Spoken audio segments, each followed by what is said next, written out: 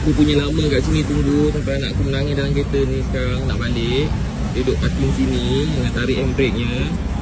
Ini owner. Adik, akak beli Dah lama dah lama. Boleh sabar Anak, tak? bukan sabar, parking banyak akak, parking banyak. Adik, akak nak masuk tadi ni semua Payah penuh, situ kak. adik. Sana boleh, sana boleh. Buat apa? Astagfirullah. Tak apa, Kerajaan tak apa, buat ambillah gambar. banyak parking kak. Ambil gambar. Tak apa, memang saya ambil sekarang ni. Akak beli ubat bukannya. Bukan anak saya dalam kereta sekarang. Anak saya kecil. Nak fikir ubat akak, saya Adik, fikir anak tadi saya. Tak payah nak pagi. fikir dah jalan cepat. Ayah. Tak payah nak banyak bunyi, jalan je. Jalan je. Tak tahu nak cakap apa.